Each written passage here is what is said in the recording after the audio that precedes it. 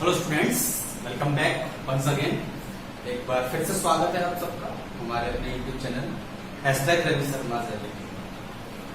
जैसा कि आप सबको मालूम है, लास्ट वीडियो में हम लोगों ने डिस्कशन किया था अबाउट द टेम्परेचर, यानी कि ताप के बारे में, कि ताप कहते किसको है, ताप को मेजर करने की यूनिट्स क्या क्या होती हैं, और जो यूनिट्स थी उनका हमने इंटर कन्वर्जन यानी कि एक यूनिट से दूसरी यूनिट में बदलना हमने उसको सीखा। ठीक है ना? शायद आप लोगों को ध्यान होगा। ठीक है, चलिए आज हम लोग अपने चैप्टर के लास्ट पोजीशन पर आ गए हैं, यानी कि अंतिम पड़ाव पर आ गए हैं।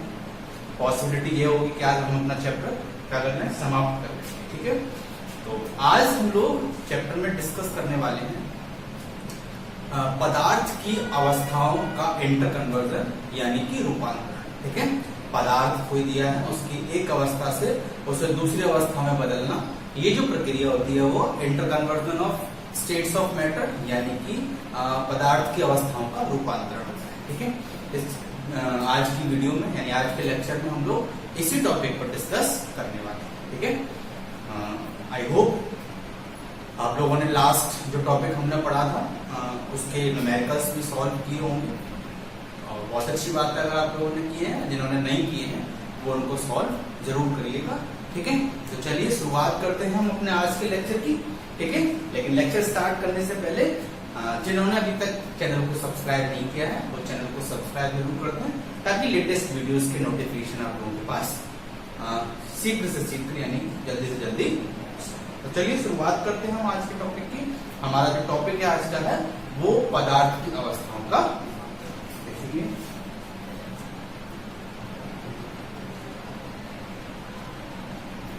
पदार्थ की अवस्थाओं का रूपांतरण।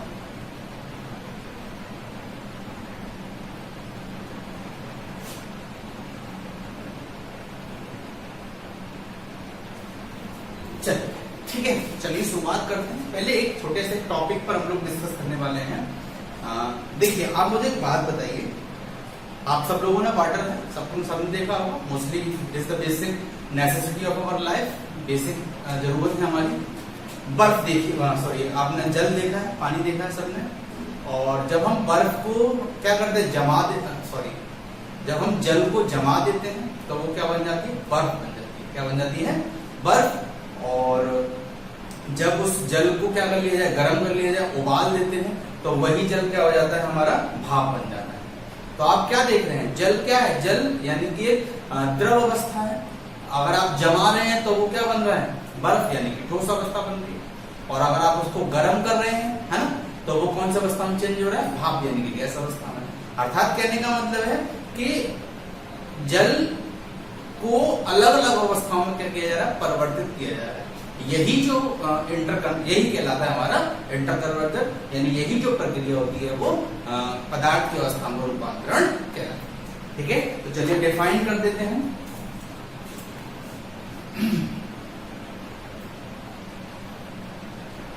यह वह प्रक्रिया होती है जिसमें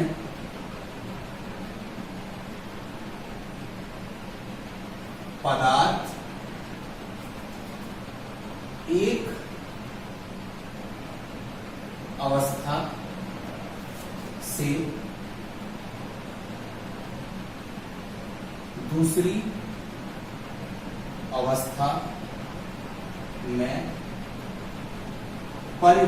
अवस्था से दूसरी अवस्था में परिवर्तित हो जाता है, यानी यह वह प्रक्रिया होती है जिसमें पदार्थ एक अवस्था से दूसरी अवस्था में परिवर्तित हो जाता है, वही कहलाती है हमारी पदार्थ की अवस्थाओं का रूपांतरण। ठीक है, देखिए अब पदार्थ कैसे कैसे एक अवस्था से दूसरी अवस्था में बदलता है। जैसे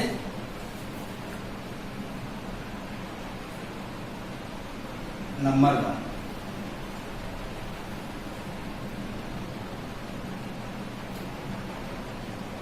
ठोस से किसमें चेंज होना, द्रव अवस्था में चेंज, ठोस से द्रव अवस्था में चेंज होना, और इस प्रक्रिया को हम क्या कहते हैं? गलन कहते हैं। क्या कहते हैं? गलन। कब? जब पदार्थ ठोस अवस्था में हो और ठोस अवस्था से अगर द्रव अवस्था में चेंज हो रहा है तो वो क्या कहलाएगी? आपकी गलन की प्रक्रिया कहलाएगी। ठीक है। अच्छा, दूसरा तरीका, यदि वो द्रव अवस्था में है और द्रव अवस्था से किसमें चेंज हो जाए? ठोस में। अगर ठोस में चेंज होता है तो इस प्रक्रिया को हम कहते हैं हिमीकरण। हिमीकरण यानी जमना। ठीक है। ये हो गया हमारा द्रव अवस्था से किसमें? ठोस अवस्था। अब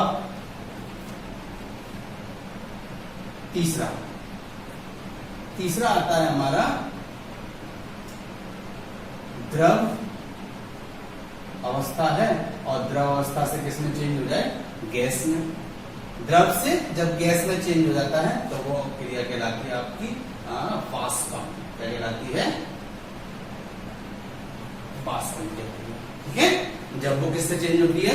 द्रव अवस्था से वाष्प अवस्था में बदलती है तो वो कहलाती है वाष्पन या वाष्पीकरण कहते हैं। चलिए वाष्पीकरण कह दीजिए, वाष्पीकरण। ठीक है। चलिए, और ठोस अवस्था से सीधा गैस अवस्था में चला जाए, ठोस अवस्था से सीधा गैस अवस्था में चला जाए तो ये होती है हमारी ऊर्ध्वपातन। कौन सी होती है? ऊर्ध्वपातन होती है। ठीक है। जिसमें वो सीधे ठोस अवस्था से गैस अवस्था में चला जाएगा। ठीक है ना? क्लियर इतनी बात है सबकी? चलिए, इसके बाद जो नेक्स्ट है हमारा वो है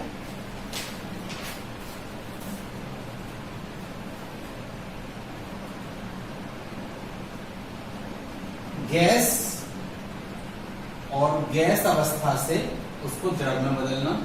ये जो प्रक्रिया होती है ये होती है हमारी संघनन। कौन सी होती है? संघनन। ठीक है। तो आज हम लोग इन्हीं टॉपिक्स पर क्या करने वाले हैं? डिस्कशन करने वाले हैं। तो चलिए शुरुआत करते हैं। सबसे पहले हम बात करेंगे किसकी? गलन। देखिएगा,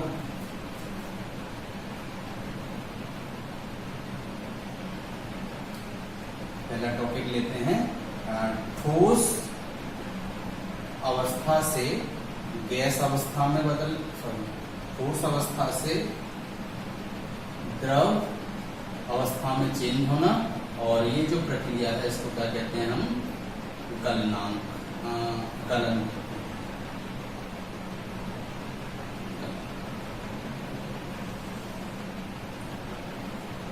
वह प्रक्रिया जिसमें कोई ठोस पदार्थ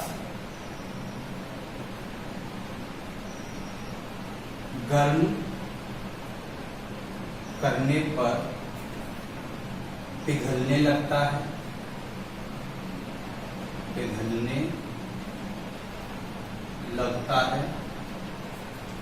और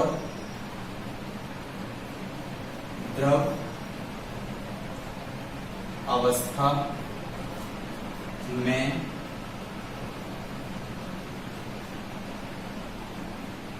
परिवर्तित हो जाता है।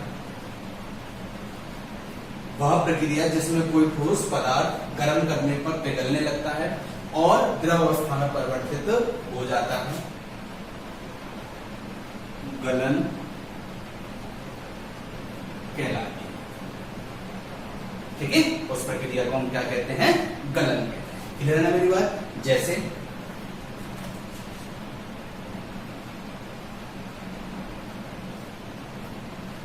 बर्फ से जल बनना। जैसे बर्फ है यानी कौन सी अवस्था है? ये ठोस अवस्था है, और जल कौन सी अवस्था है? द्रव अवस्था है। ठीक है। तो ठोस से क्या हो रहा है? द्रव बनना है। तो बर्फ से जल बनना। ये क्या है हमारा एक एग्जाम्पल है किसका, गलन। क्लियर है ना बात? चलिए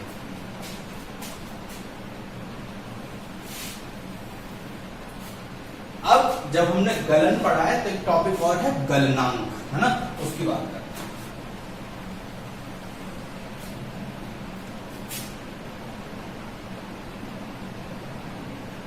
गलनांक, देखिए गलनांक क्या होता है? गलनांक का मतलब गलन प्लस अंक, अंक का मतलब यहाँ टेम्परेचर से है ना, ताप से, ठीक है। यानी वह ताप जिस पर, वह ताप जिस पर कोई पदार्थ ठोस अवस्था से द्रव अवस्था में परिवर्तित हो जाता है, उसी ताप को हम क्या कहते हैं, गलनांक कहते हैं, ठीक है। वह ताप जिस पर कोई पदार्थ, वह ताप जिस पर कोई पदार्थ ठोस अवस्था से, वह ताप जिस पर कोई पदार्थ ठोस अवस्था से द्रव अवस्था में परिवर्तित हो जाता है, गलनांक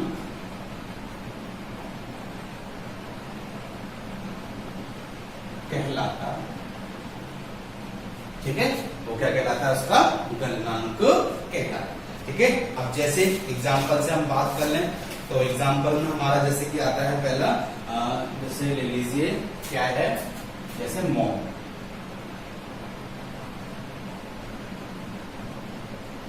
मोम का गलनांक 63 डिग्री सेल्सियस,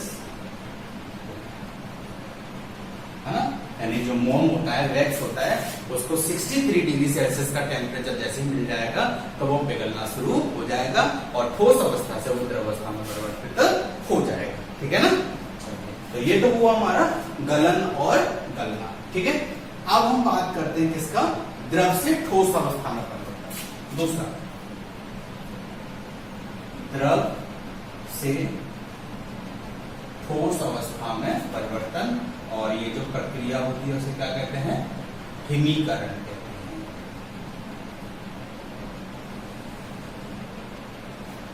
तो हिमीकरण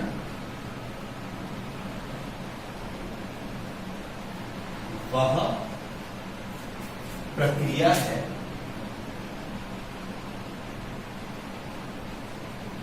वह प्रक्रिया होती है जिसमें ठंडा करने पर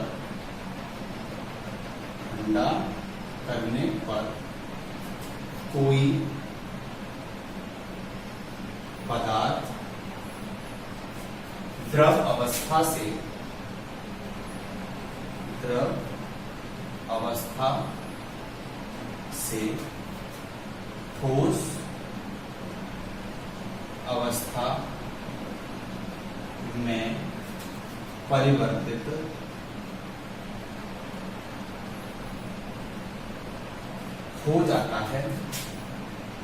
हो जाता है, ठीक है। यानी हिमीकरण वो प्रक्रिया होती है जिसमें ठंडा करने पर कोई पदार्थ द्रव अवस्था से ठोस अवस्था में बदल जाता है। जैसे जल, और जल से क्या बनना, बर्फ बनना। क्या बनना, बर्फ। तो जल क्या है, द्रव अवस्था है, और बर्फ क्या है, ठोस अवस्था है। तो ये क्या हुआ, द्रव अवस्था से ठोस अवस्था में परिवर्तित हो गया। तो यही जो क्रिया होगी वो कहलाएगी हिमीकरण, है ना। इसका दूसरा नाम जमाना या जमना, ठीक है। अब बात हमने जब हिमीकरण पढ़ा है तो अब हम पढ़ लेते हैं हिमांक। क्या पढ़ लेंगे, हिमांक। देखिए हिमांक क्या होता है,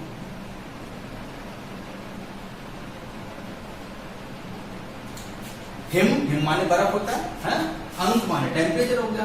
तो जिस ताप पर कोई भी पदार्थ द्रव अवस्था से ठोस अवस्था में बदल जाता है वो हिमांक कहलाता है, ठीक है। वह ताप जिस पर कोई पदार्थ द्रव अवस्था से ठोस अवस्था में परिवर्तित हो जाता है, वह ताप जिस पर कोई पदार्थ द्रव अवस्था से ठोस अवस्था में परिवर्तित हो जाता है हिमांक कहलाता है। ठीक है, जैसे जल का हिमांक 0 डिग्री सेल्सियस होता है। ठीक है, जैसे जल का जो हिमांक होता है यानी फ्रीजिंग पॉइंट होता है वो क्या कहलाता है, 0 डिग्री सेल्सियस। ठीक है ना, चलिए फटाफट यहां तक नोट कर लीजिए सभी लोग, फिर हम लोग आगे बढ़ते हैं।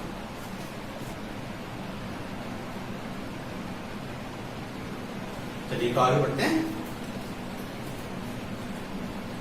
अगला है हमारा जो थर्ड पॉइंट है वो है वाष्पीकरण। वाष्पीकरण, अब वाष्पीकरण क्या होता है, ये वह प्रक्रिया होती है, यह वह प्रक्रिया होती है जिसमें कोई भी पदार्थ जो कि किसमें है, द्रव अवस्था में है, किसमें है, द्रव अवस्था में है, रूम टेम्परेचर से अंडर जब उसको हम क्या करते हैं, हीट करते हैं, तो वो क्या हो जाता है, हमारा वाष्प में बदल जाता है। ये जो प्रक्रिया है वही क्या कहलाती है, वाष्पीकरण कहलाती है। ठीक है ना, है ना।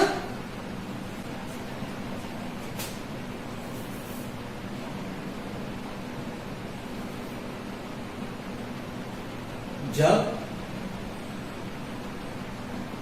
किसी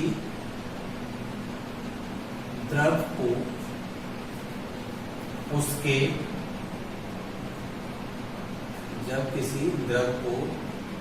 उसके क्वथनांक से नीचे गर्म किया जाता है तो उसके द्रव अवस्था से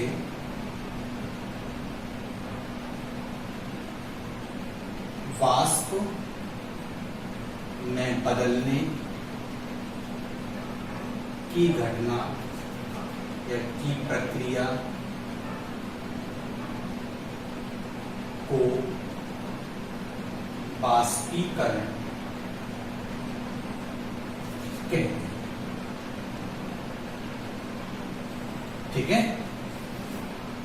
इसे निम्नलिखित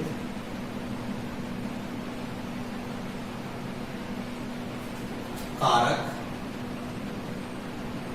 प्रभावित करते हैं।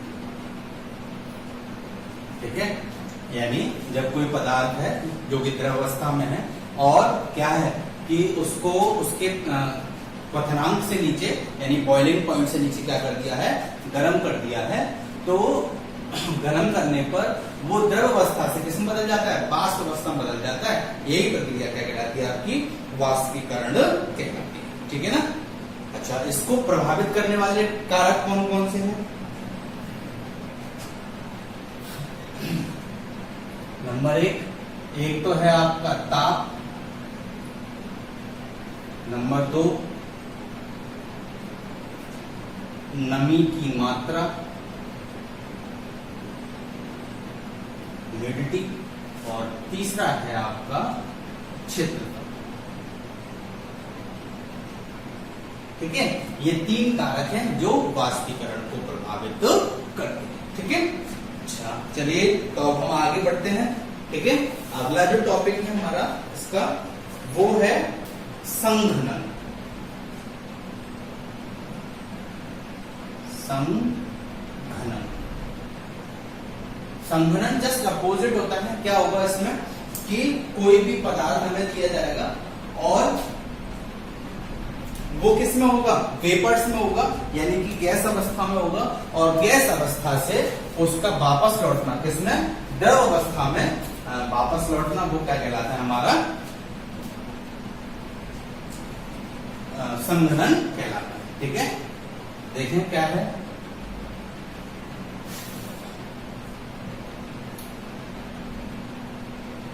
वाष्प के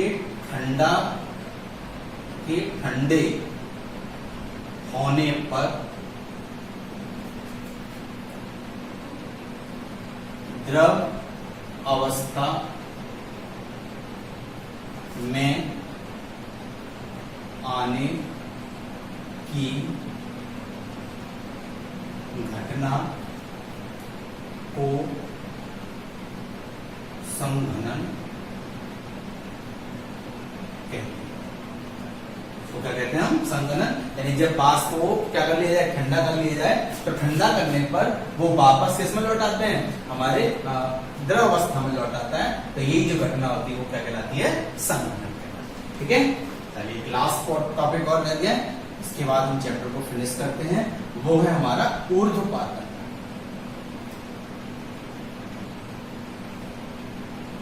ऊर्ध्वपातन क्या होता है, देखो ऊर्ध्वपातन का मतलब है कुछ पदार्थ ऐसे होते हैं जिनको गर्म करने पर वो क्या नहीं होते, वो द्रव अवस्था में नहीं आते, बल्कि क्या होते हैं, डायरेक्ट गैस अवस्था में परिवर्तित, यानी डायरेक्ट वाष्प बन जाते हैं। वो कहलाती है हमारी प्रक्रिया ऊर्ध्वपातन। जैसा कि आपने देखा होगा कि कपूर देखिए, कपूर, अगर आप कपूर को जलाइए नहीं, गर्म करिए, है ना, गर्म करने का मतलब किसी तवे के ऊपर आप उसको क्या कर दें, रख दें, तो क्या होगा, वो पानी जैसा नहीं, लिक्विड नहीं बनेगा, डायरेक्ट धुएं के रूप में उड़ जाएगा। तो वो कहलाती है हमारी ऊर्ध्वपातन क्रिया। ठीक है, इसी तरह से ड्राई आइस होती है, ड्राई आइस यानी कि सूखी बर्फ होती है। तो ये सभी एग्जाम्पल है इसके ऊर्ध्वपातन। तो देखिएगा, वह प्रक्रिया जिसमें किसी ठोस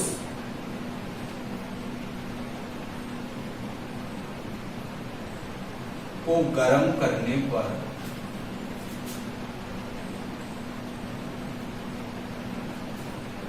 वे द्रव अवस्था में आए बिना सीधे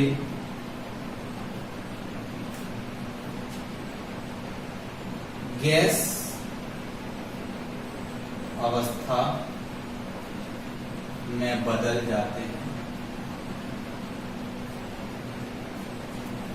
ऊर्ध्वपातन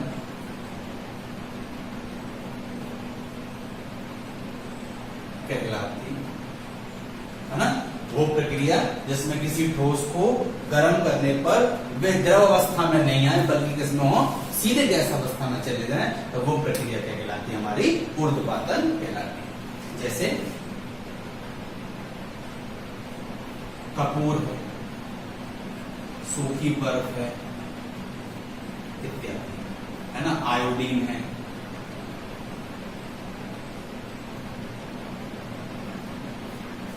ठीक है ना, तो ये थे हमारा interconversion of states of matter, यानी पदार्थ की अवस्थाओं का क्या करना, आपस में रूपांतरण। ठीक है, आई होप आप लोगों को सब कुछ समझ में आ गया होगा अच्छी तरह से। ठीक है, मिलते हैं हम लोग अपने अपने नए लेक्चर में, एक नई वीडियो में। ठीक है, जिसमें हम एक नया टॉपिक लेके चलेंगे, है ना। और अगर आपने अभी तक चैनल को सब्सक्राइब नहीं किया तो चैनल को सब्सक्राइब करिए, वीडियो अच्छी लगी है तो लाइक करिए, शेयर करिए। ठीक है, तब तक के लिए बहुत बहुत